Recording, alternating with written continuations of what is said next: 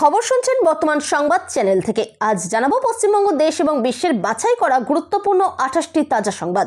শুরুতেই জানিয়ে দেব সংবাদ শিরোনাম। প্রায় 5.5 ঘন্টা পর অবরোধ উঠল বেলডাঙ্গায়। দীর্ঘ ভোগান্তি শেষে স্বস্তি। ট্রেন ও বাস যাত্রীদের, অশান্তিতে জখম অন্তত 12 জন। 100 কোটি টাকা ক্ষতিপূরণ দিতে হবে। মুখ্যমন্ত্রীর বিরুদ্ধে মানহানির মামলা করেই দিলেন শুভেন্দু।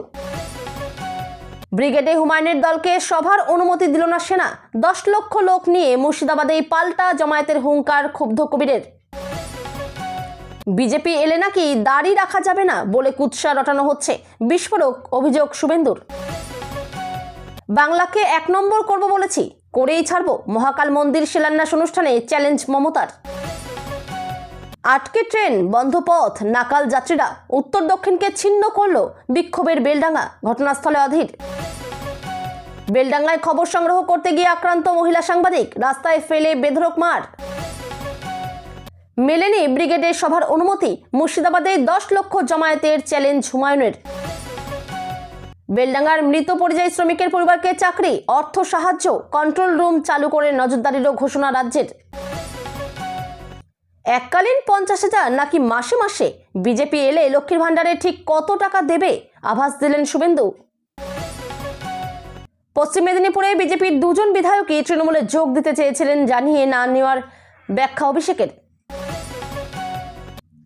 ভোটারদের হেনস্থায় মানসিক চাপে তারাও। এসআইআর নিয়ে কমিশনের বিরোধিতায় গণ ইস্তফা 7 বিএলওর। আবার মেয়ে, সদ্যজাতকে বস্তায় ভরে পুকুরে ফেললেন মা বাবা। নদিয়ায় দম্পতিকে আটক করল পুলিশ। সরকারি টাকায় মন্দির করতে দেব না, তৃণমূলের আসন 100-র নিচে নামবে। মুখ্যমন্ত্রীকে নিশানা হুমায়ুনের। 16, 17, 18, 19 তারিখে বিজেপিকে ডিজে দাওয়াই দেওয়ার বার্তা অভিষেকের। সব কমিশন ঠিক করবে।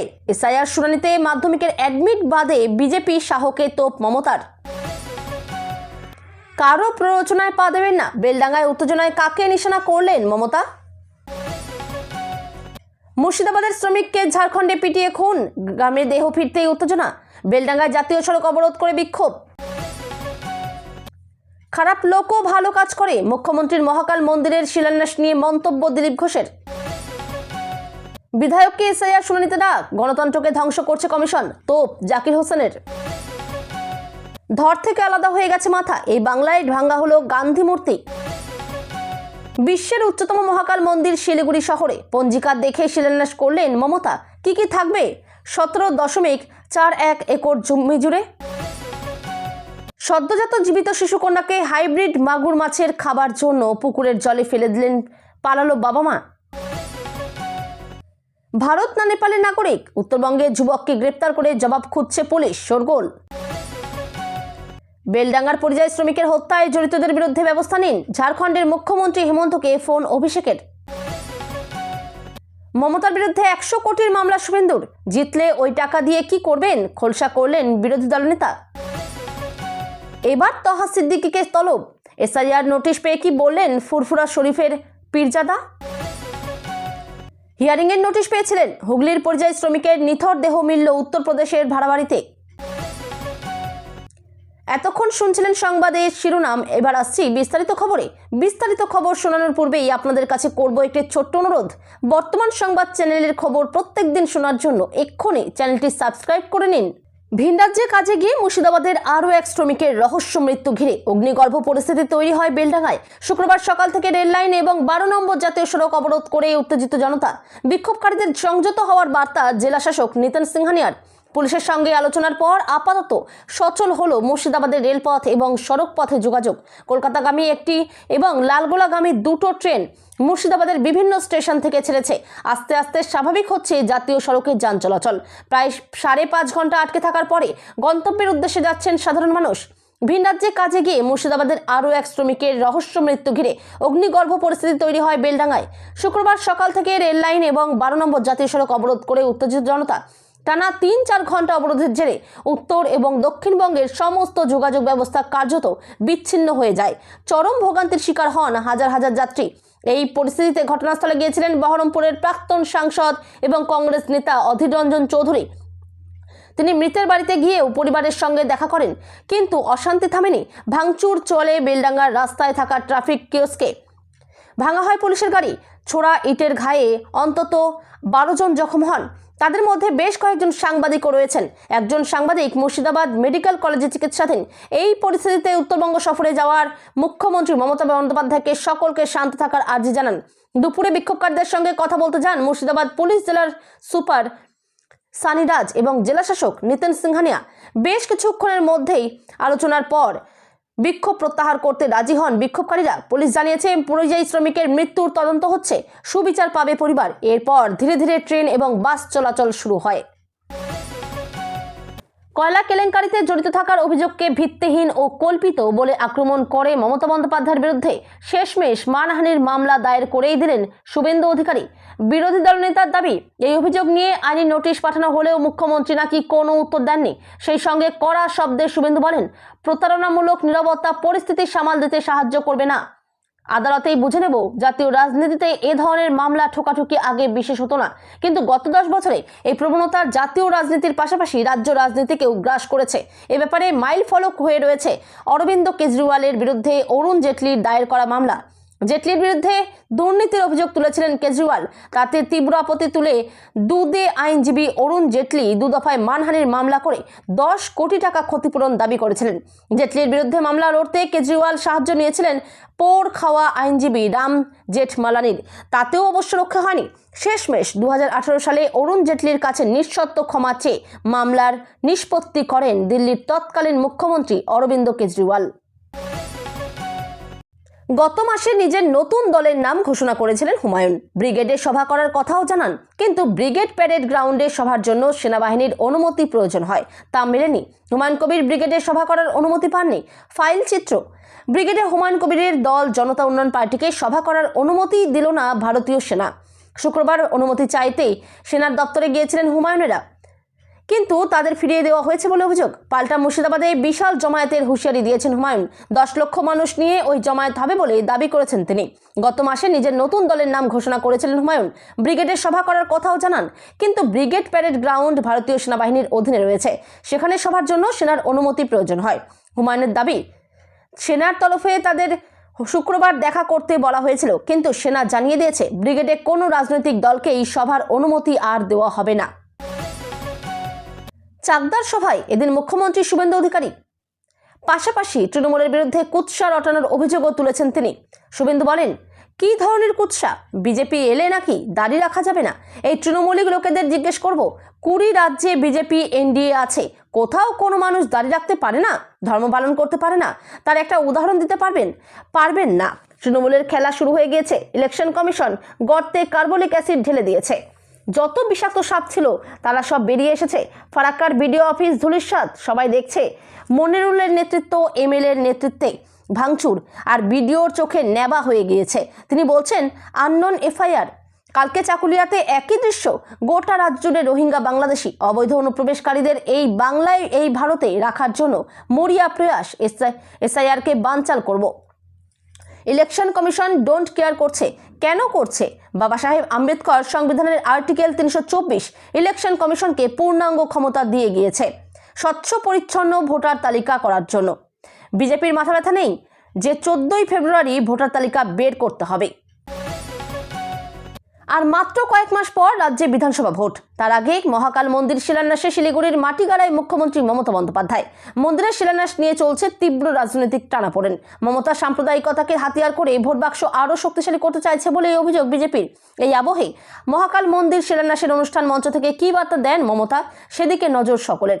অনুষ্ঠান সংক্রান্ত যাবতীয় খুঁটিনাটি তথ্যের জন্য নজর রাখুন লাইভ আপডেটে। বিকেল 4:35 হর হর মহাদেব ধ্বনিতে মহাকাল মন্দিরের শিলান্যাস করলেন মুখ্যমন্ত্রী। বিকেল 4:34 অ্যাথলিট স্বপ্না বর্মনকে সংবর্ধনা দিলেন মমতা বন্দ্যোপাধ্যায়। বিকেল 4:33 মহাকাল মন্দিরের শিলান্যাসের সময় মহিলাদের শঙ্খধ্বনি দেওয়ার আর্জি মমতার। বিকেল 4:32 মমতা বলেন, কেউ যেন ভাববেন না আমি পঞ্জিকা টঞ্জিকা দেখি না। 4:15 পর সময় ছিল, আমি সেই অনুযায়ী এসেছি। ইন্দ্রনীলকে ধন্যবাদ ও সুন্দর করে অনুষ্ঠান এগিয়ে নিয়ে গিয়েছে। বিকেল 4:31 দয়া করে অত্যাচার করবেন না। বিজেপি রাজ্যগুলো কেন করছে অত্যাচার? কই, আমরা তো করি না। আমরা যতদিন বাঁচবে কাজ করে বাঁচব, ভালো কাজ করব। বিকেল 4:29 উত্তরবঙ্গকে আরও 6টি ভলভো বাস উপহার মুখ্যমন্ত্রীর, যেগুলি কলকাতার সঙ্গে উত্তরবঙ্গকে জুড়বে।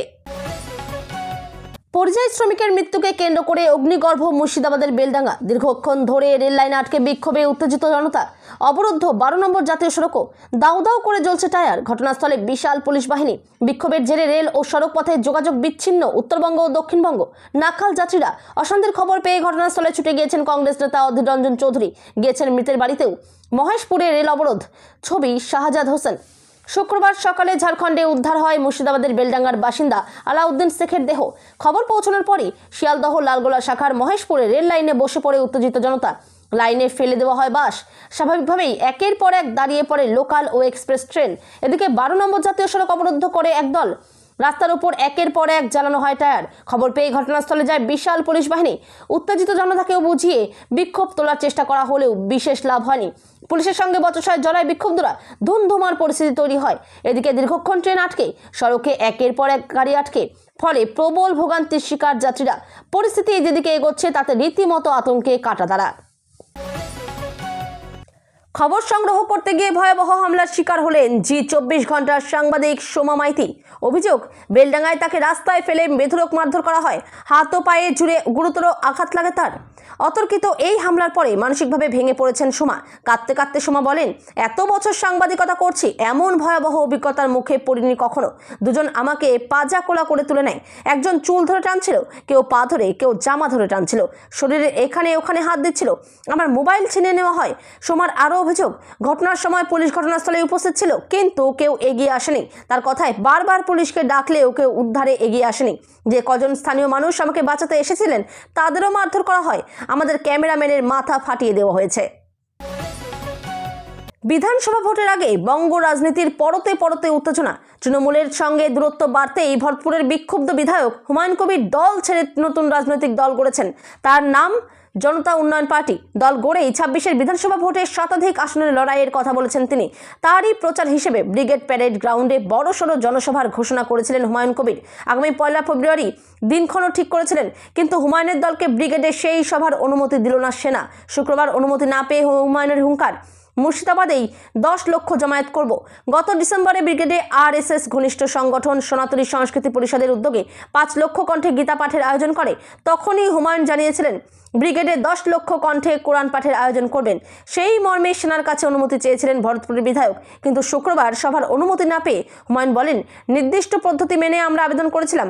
শুক্রবার আমাদের দেখা করতে বলা হয়েছিল, সেই মতো আমরা জনতা উন্নয়ন পার্টির পক্ষ থেকে সেনার দপ্তরে গিয়ে দেখা করা হয়, কিন্তু তারা সাফ জানিয়েছে ব্রিগেডে কোনো রাজনৈতিক সভার অনুমতি দেওয়া হবে না। বিকল্প হিসেবে শহীদ মিনারের প্রস্তাব দেয় সেনা, তাতে আমাদের আপত্তি আছে। এত লোককে নিয়ে শহীদ মিনারে জমায়েত করা যাবে না। এখন আমাদের নজর থাকবে ভবিষ্যতে অন্য কোনো রাজনৈতিক দলকে ব্রিগেডের সভার জন্য অনুমতি দেওয়া হয় কিনা। শুক্রবার সকালে বেলডাঙ্গার বাসিন্দা জনৈক আলাউদ্দিন শেখের দেহ ঝাড়খণ্ডে উদ্ধার হওয়ার খবর মেলে। সেখানে কাজে গিয়েছিলেন ওই পরিযায়ী শ্রমিক। পরিবারের দাবি, নৃশংসভাবে আলাউদ্দিনকে খুন করা হয়েছে। বেলডাঙ্গার মৃত পরিযায়ী শ্রমিক আলাউদ্দিন শেখের পরিবারকে চাকরি এবং অর্থ সাহায্যের ঘোষণা করল জেলা প্রশাসন।